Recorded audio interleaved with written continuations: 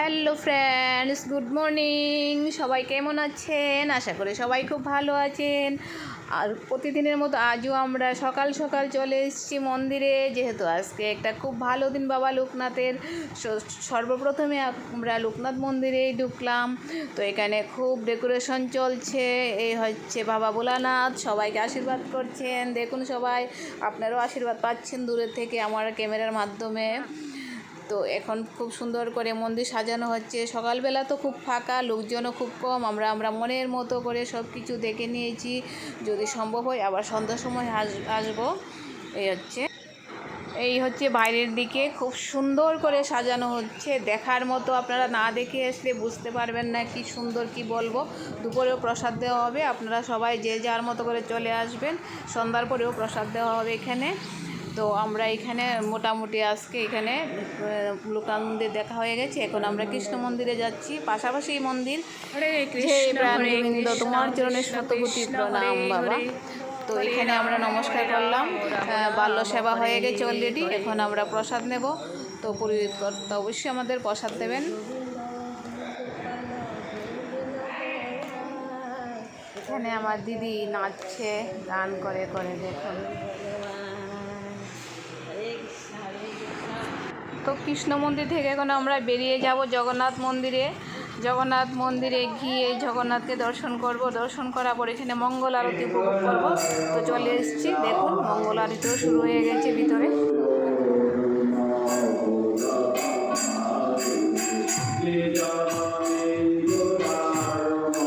জয় জগন্নাথ বাবা, তোমার চরণে শতকোটি প্রণাম।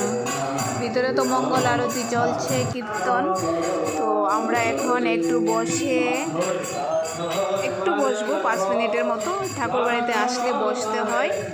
তো তারপরে আবার সন্ধ্যার সময় আসার চেষ্টা আছে। তো এখানে আমরা বসে যে যার মতো একটু নাম কীর্তন গাওয়ার চেষ্টা। তো দেখুন,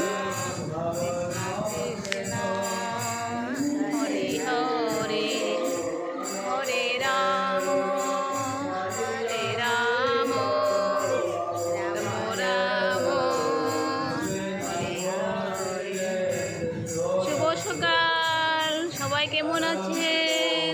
আশা করি খুব ভালো আছেন। আমরা দেখেন কোথায় আছি। সন্ধ্যাবেলা এখন আবার আমরা চলে এসেছি কালী মন্দিরে।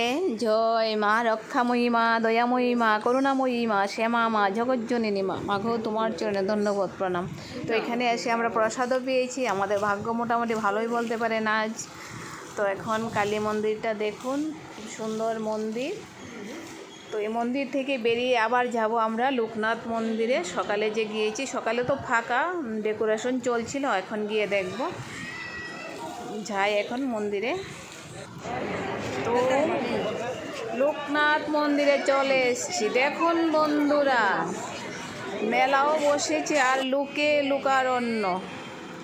কি বলবো, হাঁটা চলার মতো কোনো পরিস্থিতি নেই, এত লোক এইখানে। আর মেলাও খুব সুন্দর বসেছে। তো আমরা ভাবছি একটু ভিতরে ঢুকে ঠাকুরকে দেখে একটু প্রসাদ নেওয়ার চেষ্টা করব। কিন্তু ভিতরে যে ঢুকার মতো কোনো পরিস্থিতিই নেই। কি অবস্থা, আপনারা দেখতে থাকুন।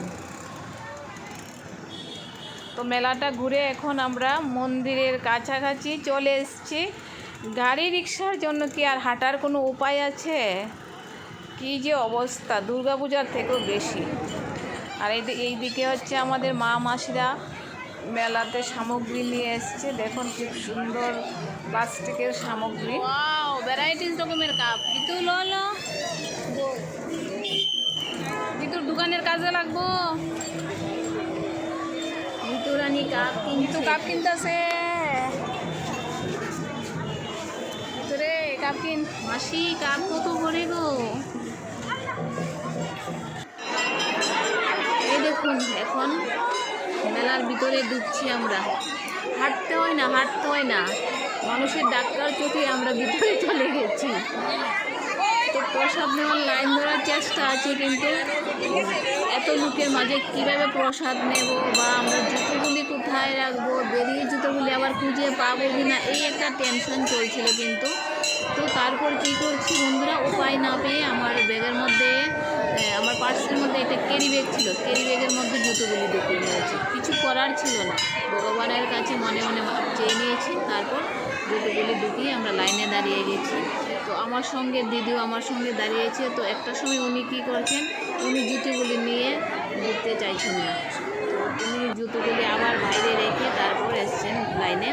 তো লাইন বলতে কি বলবো বন্ধুরা, এক দেখায় 100 জন লোককে ক্রস করে আমরা চলে যাই।